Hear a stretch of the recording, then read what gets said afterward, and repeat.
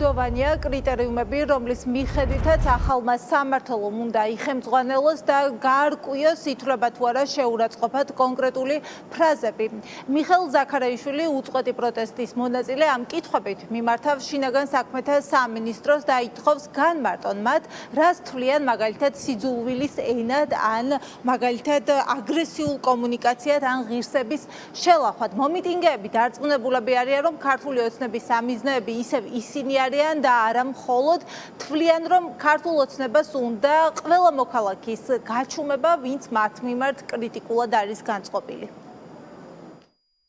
ეს არის ქართული ოცნების საკომუნიკაციო ენა, სიძულვილის ენა, ამას აქვს თავისი ახსნა, ტოტალიტარიზმის პრინციპებზე, როდესაც ვსაუბრობ თუნდაც ჰანა არდანტი რასაც წერს ზუსტად ამას, რომ ადამიანების დეჰუმანიზაცია ხდება ზუსტად ამ სიძულვილის ენის მეშვეობით, რასაც ტროლბოტები იყენებენ ფანტასტიურად. ეს ჩემთვის გავს რაღაც ცდელობას, რომ როდესაც რაღაც დიდი აკვარიუმი გასკდება და შენ ცდილობ რომ ისიც შეაწება, იმიტომ რომ უკმაყოფილების კასკადს, რომელიც არსებობს სოციალურ ქსელებში, ქართული ოცნება ვერ შეცვლის, ვერ შეამცირებს, პირიქით გამოიწვევს, რა თქმა უნდა, მეტგაღიზიანება. წინამდვილეში მე ვფიქრობ, რომ ამ ყველაფრის ცუდი მხარე არის ის, რომ ჩვენ რაღაცნაირად როგორც მოცემულობას და როგორც ჩვეულებრივ ამბავს ვიღებთ ამ სიგიჟებს.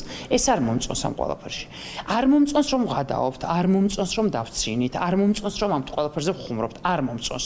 მე მგონია რომ ამ ყველაფერს ჩვენ უნდა გავბრაზდეთ და ჩვენი რეაქცია ხუმრობა და ღლიცინი ამ თემაზე არ უნდა იყოს. ერთადერთი მიზანი რაც აქვს ხოლმე ზოგადად ქართულ ოცნებას, ეს არის მეტი კონტროლი, მეტი შიშის დანერგვა და ხომ მიიღეს, მაგრამ რაიც აი მაგალითად სალომე ზურაბიშვილის გვერდზე ძალიან ბევრი გინება ვნახე. და ალბათ აი როგორც ჯარიმებზე აქაც ბევრი საჩივარი უნდა შევიდეს, რომ რაღაცნაირად დასაქმდნენ ეს ადამიანები. პროტესტი გვაქვს ამ ქვეყანაში, გვეუბნებოდნენ რომ გზაზე არ დადგეთ, ტროტუარზე გადადიდეთ, ტროტუარზე გადავედით, გვიჭერენ, გზაზეც გვიჭერენ, ტროტუარზეც გვიჭერენ, ტროტუარიდან გზაზე გადავდივართ, გვიჭერენ, ეხლა პოსტებზე დაიწყებენ აქტიურად დაჯერიმებას და დაჭერას. ხო, მიზანზე როცა ვლაპარაკობთ, ალბათ გასაგებია რომ ავტორიტარული სახელმწიფო ეგრე გამოიყურება და მაქსიმალურად ცდილობენ რომ ჩაახშონ ჩვენი ხმა. უნდა ვიცოდეთ რა ჩარჩოებში ექცევიან თვითონ რა ისინი ექნებათ, ინსტრუქციები ექნებათ ამათ ადამიანს.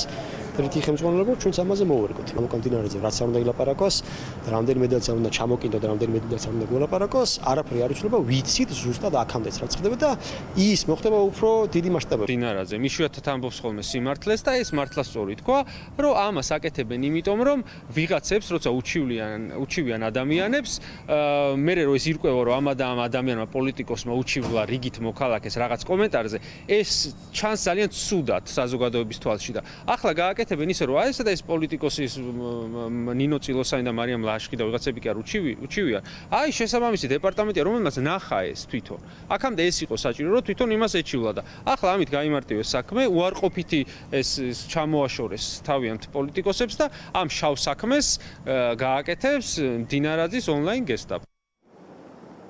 24 საათია, რაც ახალი სამმართველო ამუშავდა, 10 თანამშრომელია დასაქმებული, როგორც შინაგან საქმეთა სამინისტრო ამბობს და ამ სამმართველოს ხელმძღვანელობს შინაგან საქმეთა სამინისტროს იურისტი თამთა ქიმბარიშვილი.